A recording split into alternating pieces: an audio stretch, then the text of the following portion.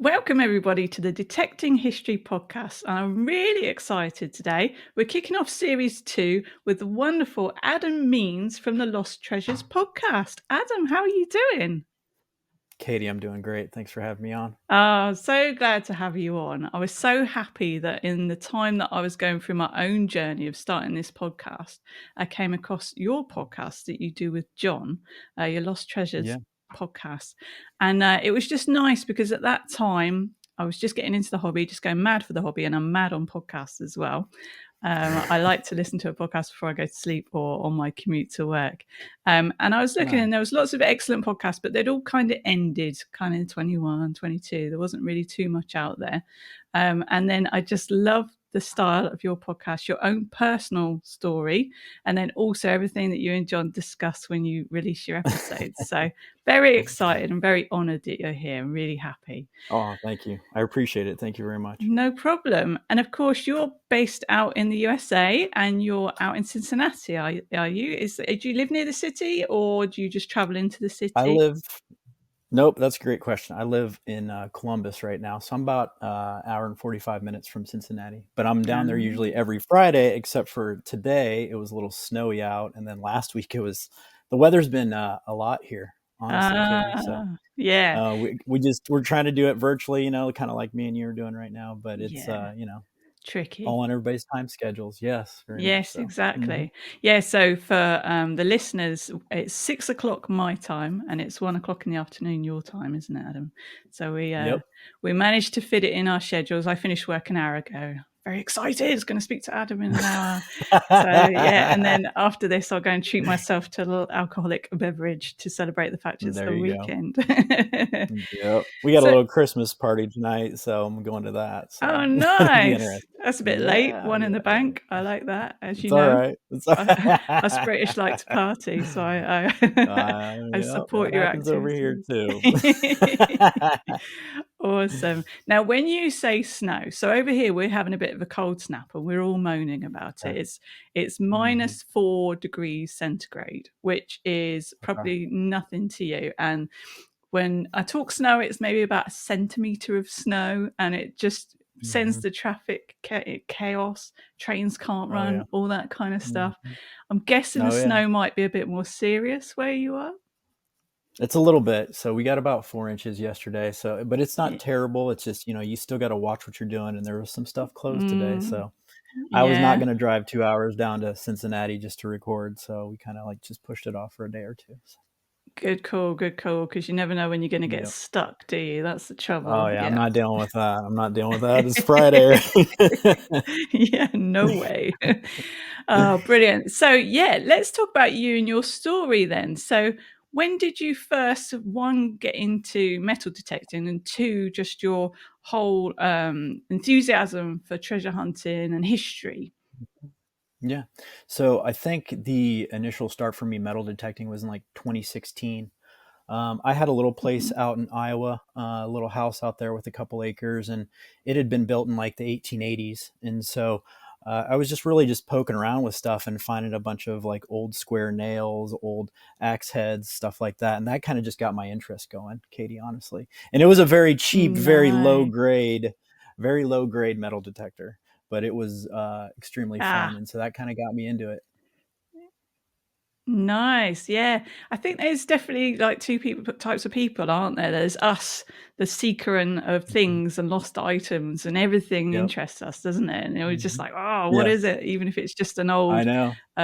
soda can or Each something from the time. 70s. Yeah, it's Yeah, each time I exciting. get the same, it's like that same kind of little rush you get from doing it, and it's fun. That's And it. so I Yeah. go like in Ohio, I go to different places, but where my story started was in 2016 metal detecting, and then I'd kind of just done it on and off, and it was mostly on my property. It wasn't going out any place big, but when the pandemic hit, I lost all my clients. I was a personal trainer, so my background's in Mm. exercise science and nutrition. And so Yeah. I enjoy that part of it, and that's what I did for, I mean, literally over 20 years, Katie. And after Wow. that, like, as soon as everything stopped, I had to kind of shift my focus to find something else to do and something else to enjoy. Mm. And so I started really getting into these old stories, and that's where it kind of really started in 2020, 2021 when I got really serious about it. Yeah, wow. So that was just so life changing for you, let alone the pandemic going on. But you sort of, your career was then suddenly not there because you lost your clients because of what was Yep. happening. And we always talk Oh, and I about, thought I could do it forever, Katie. I was one thing yeah, I I thought I bet. could do it. I could just keep doing it. Mm, I'm 44, yeah. and so I started when I was like 22 years old. Wow, blimey. Hmm. So, Hmm. yeah, then of course we always talk about how metal detecting is really good not only for your physical health but your mental health and the connections it brings you, right? Without metal detecting, I wouldn't be speaking to you Definitely. right now and getting to know you. So I'm really glad that Very you true. sort of fell upon metal detecting and history hunting. That's really cool. So then, And that's kind of what led me to more into the history part of it. Sorry to interrupt you. no, That what that's led okay. me more into the history part was after I got into it more. And so then I started like Yes. researching the area where I live and all that. And I don't think our stuff over here is near as old as some of your stuff over there. But what I Mm. found down in Cincinnati, I think is very, very old. So Yes, yes. Well, mm, people like yourself and other folks are sort of, in some ways, rewriting history, aren't they? Because they are starting to find the older stuff, especially on the East Coast over there and in Canada as well. Obviously, there's all the Oak Island stuff that everybody's very familiar with. We get on the yep. TV here.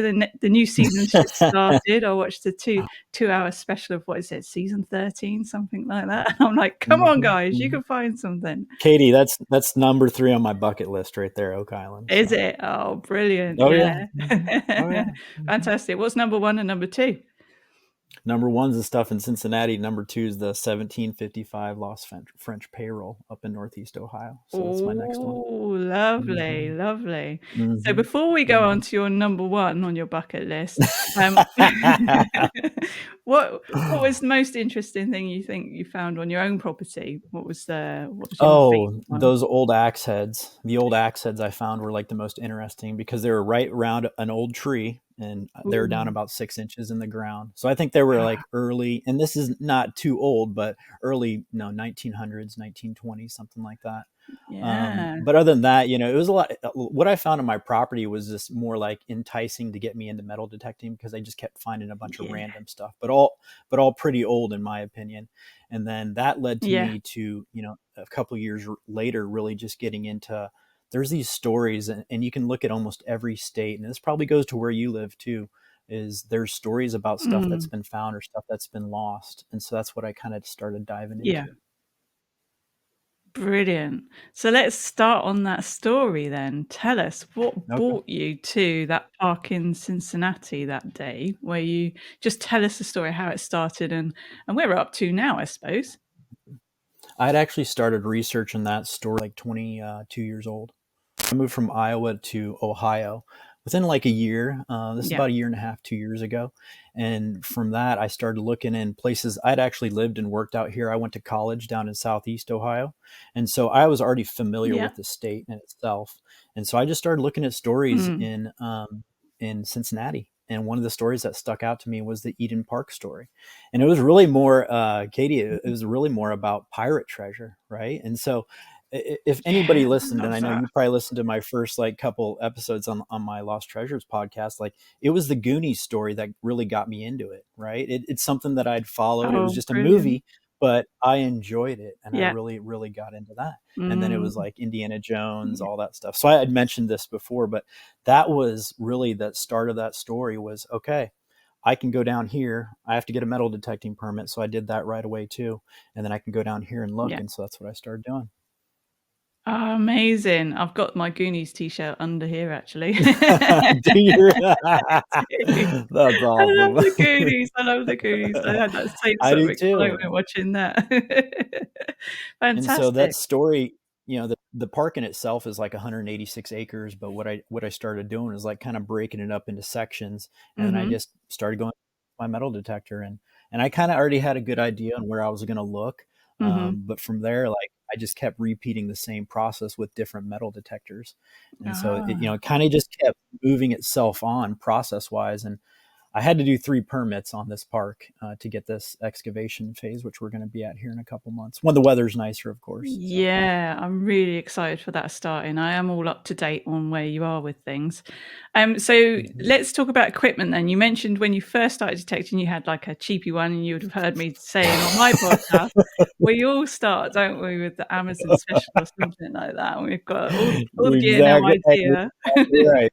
Exactly right. That's what I did. So I had one that was like it was borderline toyish, but very, very, very amateur as far as being a metal detector. Yeah, You know what I'm talking about.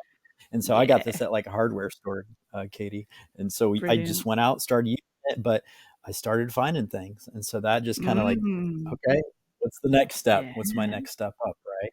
And so I went yeah. with this. When I moved out to Ohio, I got a bounty hunter camo. It's like a land Ooh, shark. It's pretty good. It's all right. I got, which I think is a huge part of this, is you have to be very familiar with your equipment. And so I got really familiar with it. yes, And I just started going up to yeah. beaches and stuff that were up here in the States, and I don't know Mm. exactly how it is over there for you. But for what we have to do, it's more of you got to make sure that you can actually metal detect in certain areas. And so I started going up to the beaches around here.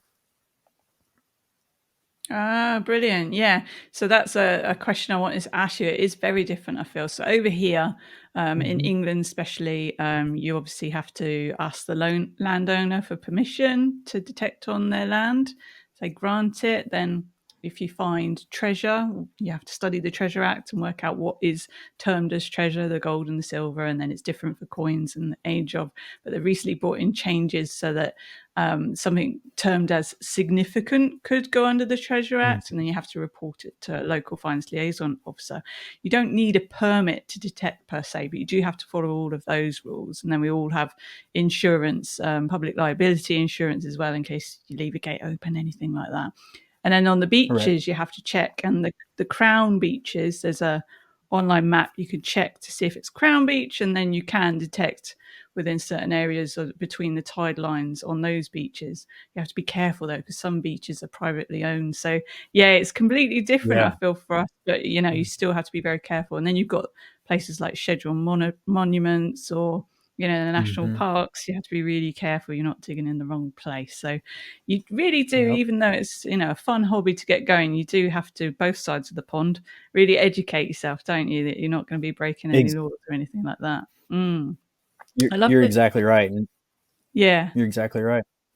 I love the name of that detector, the bounty hunter. I like the It name. was, it's not, I went through the instructions, not super, I would say it's intermediate, Katie. It's not like a pro. Yeah, Um, yeah. but but what I did down in Cincinnati is I used like 4 different types of metal detectors, all the way from the Mm. lowest up to like a Mine Lab Equinox, which I thought was one of the best ones out there. Ooh, And nice. so Yeah, all of those at the little location, and I shared some of that, GPR location with you.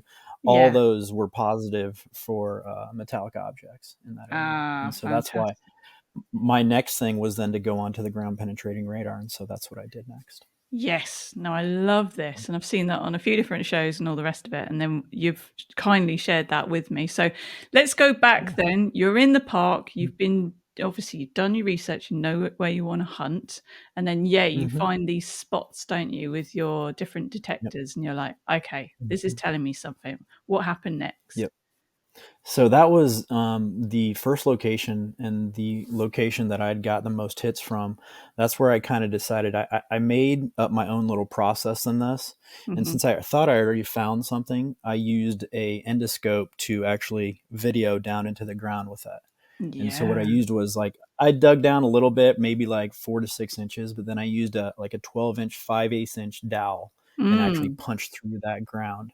And so yes. then what I did was I actually identified things on the way down, and I think I Mhm. got down about 8.5, 9 feet, and then that was kind of corroborated by one of the GPR scans that I did. Yeah, so I did see. So you've done a couple of news interviews and things, haven't you? And they've showed a bit of that Yeah. footage. Hmm. I saw on YouTube as well some of the footage of that when you were going in and taking a look, and Hmm. you can definitely see, can't you, blue and red things that shouldn't be there. Why are they there? And some other sort of profiles of bits and Exactly. pieces, and it's like, yeah, there's definitely something interesting down there.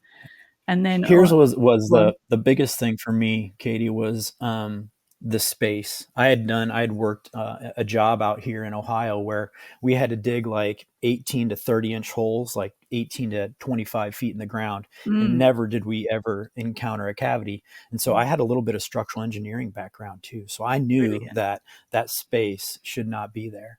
And so Mm, that was just kind of what led me to my next thing. And then just by doing that, the process, it's like been like 19 or yeah, it's like 19 months now. But at the wow. same time, like I know the process continues, but I just keep doing the things, and I guess I'm more like a conduit now. I can share my story in certain pieces and aspects, but really Yeah. I don't have a whole lot of say of what's going on. Yeah, yeah, true. So on the geophys, so this is ground penetrating radar, like you say, and looking at that Hmm. report is really interesting. I only know some from what I've watched on TV and documentaries. You can clearly see, can't you, on those areas, those different areas where the lines show that the ground has been disturbed at some point and straight down. Yep. So you're like, Yep. that's not something an animal would have done or anything like that. So it's looking positive, isn't it? Yes, very much so. And that was that combined with some of the other geophysical tests I did had given me enough confirmation already. And I was really only looking for one cavity. And then the the archaeologist that I Mm. worked with, excuse me, the archaeologist that I work with, Gray and Pape out of Cincinnati, they found three cavities, and there was one that was like 5.5 feet by Mm. 2.9. Oh, so exciting. I can feel the I know. excitement I was here on I what's was gonna pretty happen on pumped, that Katie. I'm not gonna day. lie to you. And yeah, that's the other reason. But if Like you think we're kind of about it, waiting. Yeah, we're one of the reasons we're yeah, doing exactly. the ex the excavation in the spring is just so it's gonna be nicer because we're gonna video it and everything too, so. Yeah, lovely. That's really cool. So yeah, if you think about it, if I was a pirate back in the day and I'd found a nice little spot to go and bury some stuff that I could go back and retrieve later, and then I happen to come across some more bits and pieces, I'd be like, "Oh, I know a nice Mm. spot over there. I'll bury something else just nearby so that when I do go and get it back, I can just go to the one place to get it back." So yeah, who knows? You might be I know, coming across 3 sections of buried treasure. I That know, is so and cool.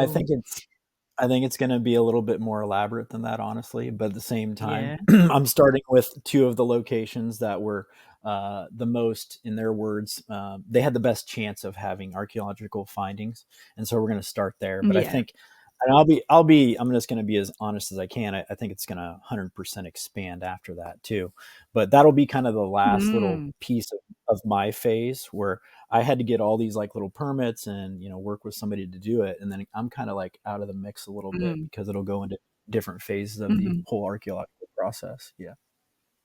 Yeah, of course.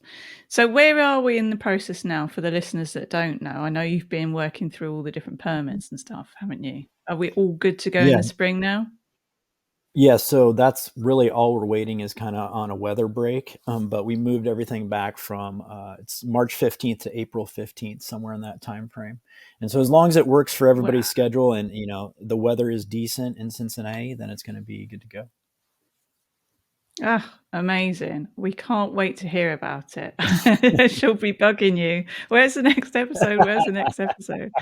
Yeah, FaceTime me, yeah, FaceTime me. it's I want to okay. see Oh, you can get a hold of me anytime. Most of the people I start you. working with, especially on a level of like doing podcasts, I'll definitely, and I'm going to have you on sometime too, Katie, because you have and Heck you yeah. find a lot of interesting stuff. So I do, I do. I've got my finds cabinet there, so I'll show you. But one step further, once you've discovered all this treasure and you've got nothing better to do, you need to hop on a plane and come over and see some of us folks and come digging with us. I will definitely do that. I have a bucket list of places I want to go to, so that's definitely going to be on that list. Ooh, okay. So let's go a bit more into your love of history then. So we talked about how you got into the hobby and some of your gear. You've Hmm. dug here, there, and everywhere. What's your own personal favourite find so far, apart from obviously the treasure that's left yet to come out of the ground? Right. I Mm. think one of the most like some of the most unique things I found were like some quarters from like 1948, 1952 that were like down 10 to 12 inches in the ground. And Ooh. they were nothing special as far as like, going to the pneumatics area. But Mm. to me, as far as being able to find and use my equipment the right way, I was like, oh, this is great. So I kept those. I kept a lot of, I don't keep everything, but the things that I find have more of like, more of an emotional significance to me than an actual monetary significance. Yeah, sure. Yeah, it's difficult, isn't it? When you have been a detective for many years, we do find a lot of stuff, don't we? So then we sort of Oh go yeah, down the route of what's junk and we can throw it and what do we want to keep. And I keep all right. musket balls, all buttons, all buckles. So I've got lots of Nice. jars of things See, that's everywhere. awesome. Yeah, loads of that. And then I've got a bucket of lead that I need to take to the scrapyard at some point, which is just we find so much lead everywhere. And then the Yeah. other stuff we How throw far do away. you how far do you go from your house? How far do you travel? To do my detecting. So Yeah. I live within a farm, so I've got a really big permission where I live. The farmer, I've got Oh, mm, nice. maybe 30 fields, something like that. And then my Mhm. clubs are probably maximum that I travel ever is about 20 miles anywhere on a dig. Don't really have to go far. The rallies are only probably maybe 100 miles away, so a couple of hours, not far. So yeah, but then obviously Nice. That's some awesome. people are further north, Scotland. You're talking about sort of 6 hours drive, something like that. Yeah. Yeah, not Nice. too bad Nice. at all. That's cool. But I was That's cool. saying I the want other day on one of the episodes that we have like when you're on a rally or a group dig at the weekend, they always have a scrap bucket so that when you find, bits of iron, bits off tractor plows, that kind of thing, you can chuck it in the bucket and not carry it around with you all day. And I was on this nice. dig and it was so wet and windy. I hadn't found anything good. I don't think maybe a crusty old George III coin. And I went to the scrap bucket. So you're laughing because you're like, "That's amazing." Yeah. That's But I went awesome. to Yeah, scrap bucket, that's great. and I went to chuck in the rubbish, and there was all these amazing old buckles in there, like medieval buckles and stuff. And somebody that would obviously found too much of that stuff, and maybe someone that found a gold Oh, Celtic yeah. stater had emptied Yeah. that in their trash bucket. But for me, that's not trash; that's treasure. No, no, definitely, definitely. I think that stuff's great too. Anything that I Yeah. find some old buttons now and then, but when I'm at the beaches, it's a lot of like old fishing hooks, Yeah. just random stuff, and then I'll hit some old recorders and things like that once in a while, and I think that's fun. So Yeah. I don't really, a lot of it is kind of like you're saying, like just getting out in nature and Mm. being outside and not being inside all the time. And Yeah. that's one of the biggest things that during the pandemic we were not allowed to do a whole lot and go a whole lot of places, so I just really started getting into hiking and moving around, and I've always kind of been into exercise and fitness my whole life. So Yeah, obviously. Yeah. Brilliant. Okay. So have you ever found anything particularly weird on your travels? We've had some weird occurrences or spooky occurrences as people have been exploring places. not anything that would scare me in any way, Mm. but like I found a like 6 to 8 inches under the ground an old Pez dispenser. So the Oh, old Pez things, I yeah. thought that was very odd being that deep in the ground. So that could have been more of like an older antique, but I'd Yeah. end up like throwing it away too. I was like, this is pretty much trash. Yeah. In Yeah. sand, you know how things get. Stuff can corrode, and so Yeah. that plastic was a little bit messed up. But yeah, I honestly, if I really enjoy something, I think something's unique. I really don't, care if it's, something I don't want or it's money related. I'll just keep it anyhow. But Yeah. that was something that was very, very odd to me to find that deep in the ground. So Yeah. Oh, that's a theme. We all moan about it. You'll be digging 2 foot down and then you'll pull out a brand new pound coin or something. You'll be like, how did that happen? I just don't understand. Katie, do you find stuff every time you go out? Do you find things pretty much every time you go out? Yeah, See? so I went out with Paddy to Tex the other day, and we had a brilliant day Mhm. in his field. And I must have dug about 120 holes, and about 100 of them were things like musket balls, buttons, Wow. buckles. Yeah, all bits and Wow. pieces. So yeah, keeps me busy. That's awesome. That's awesome. What detector do you use? I just want to know. So I've got a DS2. I've just upgraded from the XP ORX. to the XP-DS2, and it is a magnificent machine. It's really good. You like it?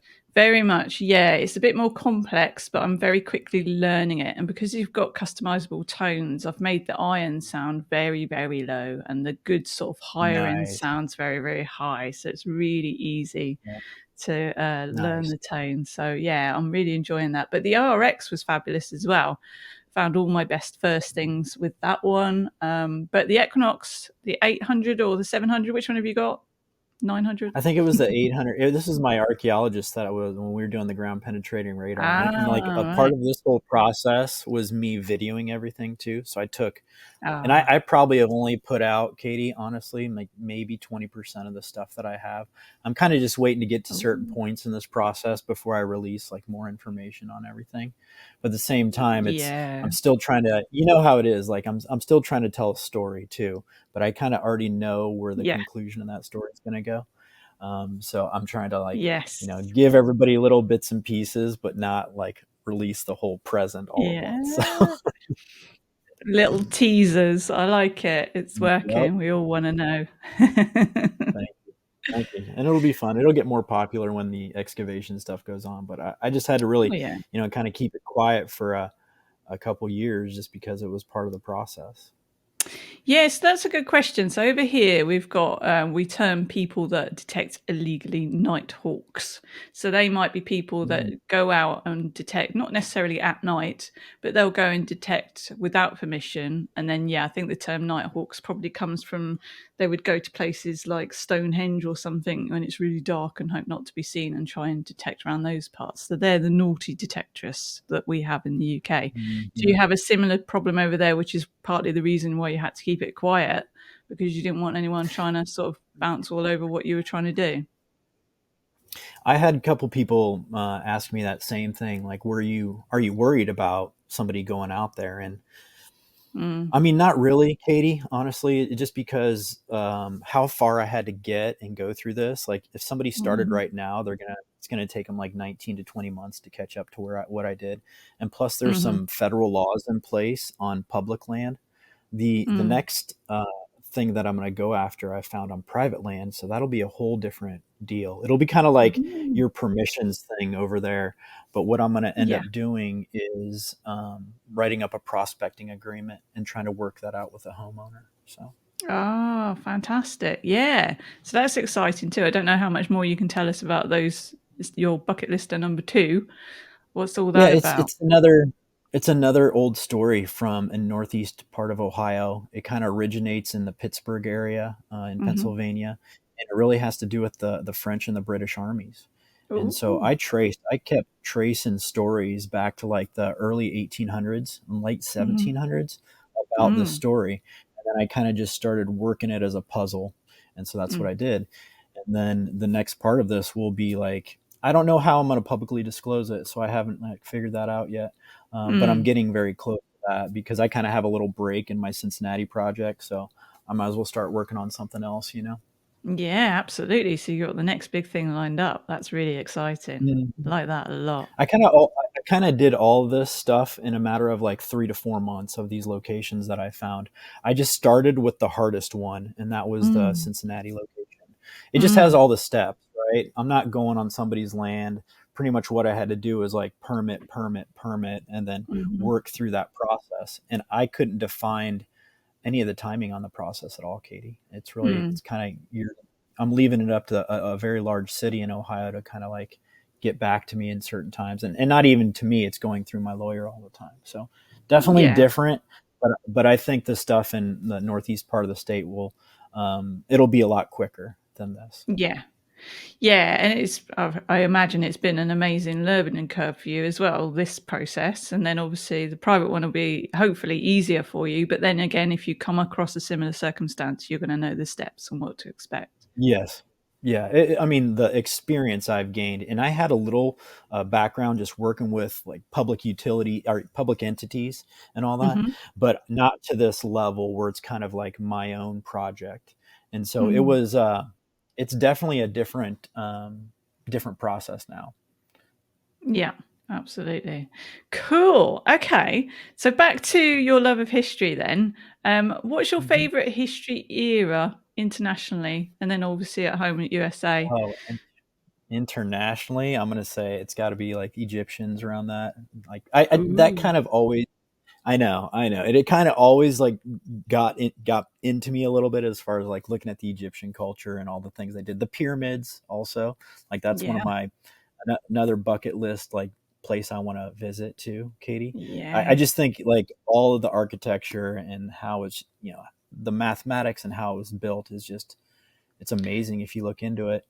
Mind blowing, isn't it? When you really get into the Yeah. detail of it, you think, how? It's much like Stonehenge. And we look at that Hmm. and just trying to work out how they managed to get. So now they know the stones where they came from in Wales. I How did know. they manage to get the stones over to where they are? How did they get the stones I up? know. It's just like, I wow, know. there's a whole chunk of history we still don't yet understand, and we need to discover it. So it's very exciting.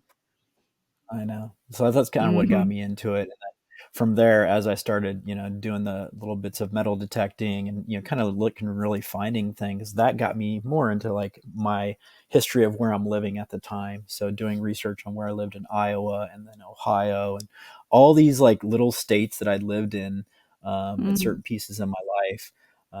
I just, I got drawn back to Ohio somehow. So Wow. Amazing. Now you say little states. How little actually is Ohio? Because I think the whole of the UK can fit in the state of Texas. So when you say little, yeah, that's good. That's good perspective right there, Katie. Nice. So as far as people, there's like 11.3 or 11.4 million people throughout the state. Square miles, I'd Mhm. have to look that up for you, Katie. So that would be, I'm not sure, but it's quite Yeah. a, it's there's some space between. We're not Uh, like, you know, I live in the city right now, but it's there's some space here. I'd like that. I'd like that space. Although I do live in the sticks, as we call it here. I am out in the country a bit, Do but I'm you? only about 45 minutes by train from London, so not that far in the sticks. Nice. And I That's think London awesome. in itself has a population of like 9 million people. And Okay. then the country as a whole, something like 60, 65, something like that million. Okay. So yeah, we're Nice. small but Okay. large. How many Mhm. hours would it No, that's drive to awesome. take from one side of the state to the other? Part of the How many? state. Yeah, how many hours to drive So if across? you go, it'd be about 4 hours. Yeah, okay. So One it side. is Uh-huh. pretty big. Yeah. I live pretty much, Katie. I live pretty much like in the center of Ohio, so pretty much any Oh, that's side of good. the state's going to be about 2 hours. So it's not Ah, terrible. very good. Not too far Yeah. from anywhere. That's Hmm. good. Well And it's a positioned. little like it's a little hilly down in Cincinnati area. Like the stuff that I found on the hillside is elevated about 780 feet above sea level. And you can see like Mm, there's just a beautiful view. Yeah, there's some. I have some stuff posted on my Instagram and all that. And we can talk about all that fun stuff later. But I have some views of yeah. that area, and you can see everything up and down the Ohio River. So Oh, lovely. Really nice. Yeah, I always think it just looks like well, I know it's a beautiful country. I've been to New York and then I flew to LA. And just in the flying across to LA and looking out the window, it's a country of oh everything, yeah, isn't it? You really got it all over yeah, there. yeah. And Ohio is like Okay. part of it's really flat, part of it's like you got forested area, you got hills, so it's a little bit everything. Mm, beautiful, beautiful. Okay, so how are you on your British history? Do you have any knowledge of British Not history, super and good. do you have a Not super favorite good, Katie. I'm king not or gonna queen? No? I'm not super good on it. We'll teach No, you in no. time. You're gonna have to educate me a little bit on British history. Yeah, absolutely. Well, when you come over, we'll give you a crash course. Oh, No, definitely, but I suppose definitely. my favorite silver hammered coins I found two Elizabeth I, and she reigned for so long, Wow. and she's got such a fantastic history herself, and she was in the Queen with the Spanish Armada and all that kind of stuff. So she's definitely Mhm. one of my favorites, and I've got that link to finding those two coins. Everybody has a fascination with Henry VIII and how he dealt with all of his Oh, wives, yeah. all of that kind of stuff. But Mhm. yeah, we're so lucky Mhm. with our history. I found Roman. So again, you've got the different Romans that came over here. So I found a Domitian So coin. So that cool. was around 86 AD. And I don't know about Wow, you, okay. but whenever I pick up something like that, you're the first person to hold it in a couple of thousand I years. And I always think, who dropped it? What were they doing? I know. You know, what did that mean to them to lose that? Was that their wages for the week? What was it? So it's Yeah, always very special, yeah, yeah, and exciting. that's amazing. See, I always tell people, I'm like, you guys find so many interesting things more frequently We're very than we do lucky. over here. Yeah. Hmm. Yeah, I you think it's need to book your awesome. trip over because we need to get you to the British Museum at the Big L to see the Rosetta Hey, Stone Katie, and all as that soon as stuff. this as soon as this Cincinnati deal is done, trust me, I'm gonna be going some different places. But man, Good. I can't. I've been semi told not to really look for things until this is kind of over, so I haven't really looked for a while. But when I Yeah. did that summer, that I kind of figured this all out. I Mhm. found a bunch of stuff, so that was part of it. And I'm Good. I'm patient. That's one of my like life lessons I'm supposed to learn. Right? Is like just be patient, and so that's what I'm trying to do. You need to teach me that because I want it all and I want it all now. That's Oh awesome. gosh. Okay, so what else can we ask you today? So you were talking about bucket listers earlier. So obviously you see all the great things we find. What are on your personal bucket listers? Like if you were just out detecting in England with me, what would you love to find? Oh, I would love to find anything probably from the era of 1700s to 1800s gold. The Oh, Roman stuff that you find completely intrigues me all the time. Like that was, I would love to find something from that Roman era too. yeah. Yes, that would be fantastic. We do have a few famous Aquachigger. He's like a famous American detectorist that comes over. Hmm. There's a few that come over as part of Team Garrett as well. They Oh, go out with nice. Digger Dawn and people like that, and they come to the big rallies. Yeah, and they always find something. So I think you'll Oh, be yeah. fine when you do come over. You can start ticking off Yeah, I some would love bucket to lists. plan. Yeah, I would love Yeah, to plan that out too. That'd be fun, like just to do a big group thing too, and bring some of my friends out too. Some of them like to get into the yeah, woods and do all that fun stuff. So yeah, that'd yeah. be great. Yeah. So I'm definitely trying to So travel here this summer too. So that's going to be part of my plan. yeah, cool. We all look forward to it. Okay, so really important question the listeners like me to ask these days is when you're going out and about, what kind of music do you like to listen to as you travel? Good question. I've been Mhm. a hard rock, alternative, a little bit of rap here and there, but anything to kind of elevate my energy a little bit. And so anything upbeat. Yes. I don't listen to like a lot of slow tempo music, but mostly stuff that is going to kind of get your blood moving a little bit. But yeah, I sometimes Yes. I'll take headphones and I'll listen to music while I'm detecting, just using my little LED screen on Oh, my detector. But yeah. Very I good. do like to keep my wired headphones in while I'm detecting too, because I'm getting pretty good at it tone Yeah. wise, and you just got to use a little bit of experience in going out and doing that and using your equipment, and then it becomes easier and easier. Yeah, sure. Yes, it does. And I do find, even if I'm in the middle of nowhere, I feel like I'm disturbing nature by not having my headphones in with all the beeping and everything. So I Right? always keep my headphones in, even if there's no one for 2 miles. It's really, really weird. Mm. Do people Okay, stop and talk to you, Katie, when you're detecting? once in a while, if I'm close to a footpath, and they always say it's like the British, we always laugh because we always talk about the weather. But then it's Yeah. always really funny when anyone comes along and they go, "You found anything yet?" And I go, "Oh, not really." And they're like, "Oh, you're just fine ring pulls," and I'm like, "Yeah, probably just ring pulls. Red Bull can, yeah, Red Bull can." So it just goes Red on Bull like can, that. yeah. I've found a couple of those too. Yeah, when I'm out on the beach and Oh, it's they're nice, everywhere. people are always stopping and wanting to talk to me, and so it's fine. I enjoy it, Mm. It's part of it. It's part of it. We're picking up rubbish, aren't we? Helping the climate at the same Yeah, time. that's exactly right. Oh, I do that, and every time I'm out, I'm trying to pick up trash. So tell me about your podcast then, and John as well, because John helps you out with the Mhm. podcast, doesn't he? He's your co-host. Yeah, So the yes, podcast he is my you're not co-host. only telling your yeah, you're not only telling your own story, but you also tell a lot of different interesting tales about what's been going on in the world, what's been found. There was that really amazing find recently, wasn't it? It was was it Colombian Shipwreck. Yeah. Yeah, that That was Colombian just shipwreck. Yep. unbelievable. I know, Katie. And I think there's more like that out there. I don't know if on that scale, like that level of monetary value, but there is other shipwrecks out there. There's stuff that's, Mm, I think every year they're going to keep finding things. yeah. But yeah, my podcast was part of it was based off of necessity. And so we wanted to be able to document my story so Hmm. that, when this all eventually comes out, it'll kind of fall in line with what I've talked about the whole time. And this was John is actually my media and entertainment lawyer as well. And so he does all my podcast contracts. Like he handles anything from when I do an interview to all the way on up when I'm on TV. And so Brilliant. I kind of like just rely on him, and he ended up having a humanities background. And Mm, I just figured out kind of through trial and error that I'm not a very good storyteller, but if you can sit and ask me questions, I can really tell you, what happened. yeah. And so it was one of those things where I had actually started out like last October, like really trying to do it by myself. And I just found out that I wasn't very good at it. And so Yeah.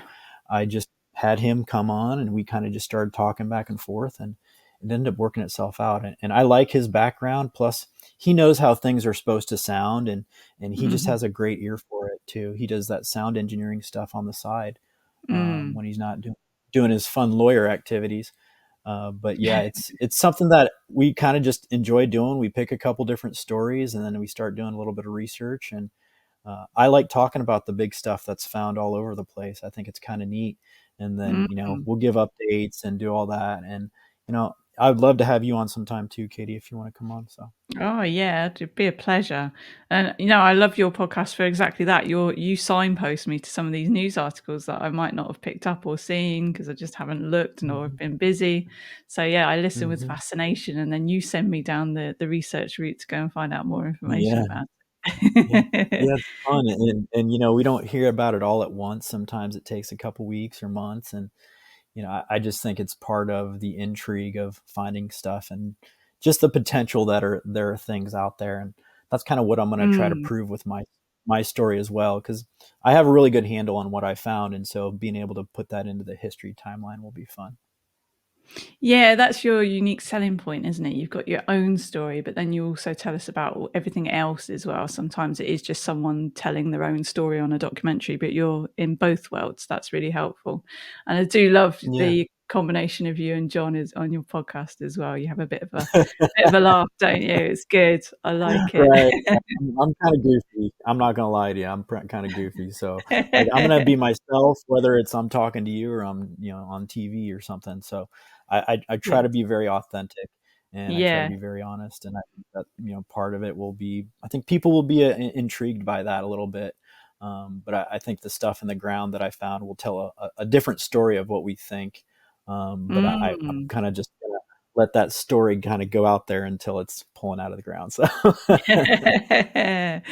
Oh, I just can't wait. I just can't wait. So, anything else you would like to promote then? So, on Instagram, you're at Lost Treasures USA, aren't you? And then yep. that is the same. The title of your podcast is Lost Treasures Podcast, and you're on Spotify Yep. and other bits and Yep. pieces, aren't you? What hmm else would you like to promote with us today, apart from, of course, watch this space and continue to follow your story? Thank you, Katie. I appreciate that. The other, I just started I think I started my TikTok about 2 to 3 months ago. So it's the same as my Instagram handle. So Lost Treasures USA. I've been Brilliant. posting a little bit more frequently on there, but some of the videos that I have from underground are on there. And Yeah. yeah, I can't wait to show more of some of the stuff I found too.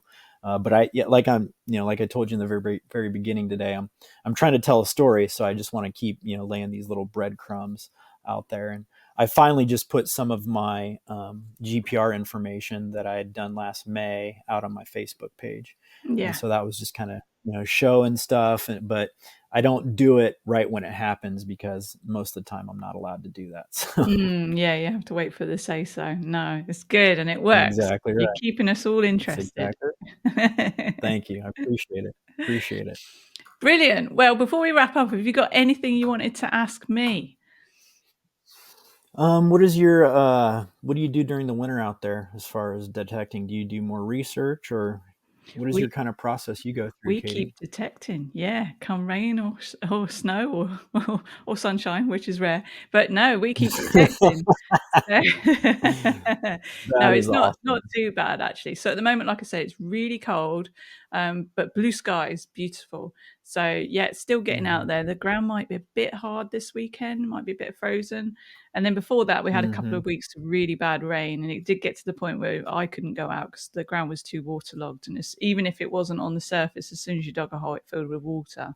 But generally, yeah, just Yeah. keep going. And it's all about a lot of the land with me. There's a couple of pasture fields. Most of it's arable, so it's about working with in tune with the farmer as to what crop is growing, when it's harvested, when it's ploughed, and yeah, just work around. But even then, as we're very lucky, if there is, a field of wheat, I can still walk around the perimeter, which they would have done back in the day, whatever day we're speaking about, whichever period of time in Mhm. history.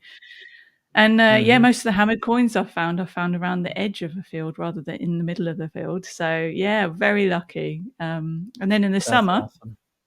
we get really hot in the summer now, and you've probably heard, but we don't do air conditioning or anything of that kind of thing over here because we're not used to the hot weather. But yeah, it's been 40 Mhm. degrees, so again, very dry, hard land. So at those times, which is probably a couple of weeks during the summer, you can't detect, but it soon changes. So we're very, very lucky. Not really much of an off Yeah. season. Yeah, I'm Yeah. waiting for the spring now. Like I kind of stop in like November a little bit, and Yeah. then I'll just wait till we get this nice. Like it'll thaw out real quick when everything starts to warm Mm. up. But like my birthday's coming up in March, so March we're just gonna go out to the beach again and start all over and look for some more stuff. So Lovely. Good. Yes. mm, Yes. When we're not detecting, I can't speak for everybody, but I am cleaning my finds. Some stuff you leave to dry out for a bit and then clean it a bit more, arranging the finds mm, cabinet, which I'll show you in a minute, and yeah, I want to researching see it. there, like you say, or catching up on YouTube and podcasts. So it's a hobby Yeah. that keeps you busy, isn't it? Oh, definitely. And that's kind of what I do during the, off times of the year is I'm kind of more research related. So I'll start looking and start pulling I just start with stories too, Katie, which is fun. So I Mm. get as many of those stories together as I can find and, kind of just use it as a big puzzle. But then, Mm. when it's nice, then it's out into the field and starting to look for stuff. So I've got a Yeah. couple more things I want to look for in Ohio, but the stuff in Cincinnati and then the stuff in Northeast is going to be good for a little bit. So Yeah, it's going to keep you going. I think you've inspired Mhm. me, actually. I need to research my local area and see if I can find out about any bandits or anything, or where they might have been and what they might have buried. It gives you just a little, and even though you still have to like weed through the story, right, and try to check Mm, as much credibility as you can, it kind of gives you at least an area to start. And so that's kind of yeah. what I started doing is, looking for stuff where grew up in Iowa and where I was in Ohio, and just taking those Mm, stories and anywhere you can find them, and then kind of yeah, going from there. absolutely. Well, you've inspired me. I know you'll have inspired the listeners. So, everybody, please go and check out Adam's Yeah. podcast with John at Lost Treasures USA on Instagram and Lost Treasures podcast on Spotify and all other podcast platforms that you can find them. And Adam, I'm excited. Can't wait to hear what happens next. And brilliant to meet Thank you. you, Katie. I appreciate it. Yes, it All was right. great being on here. Thanks again. All right. You take care. Bye.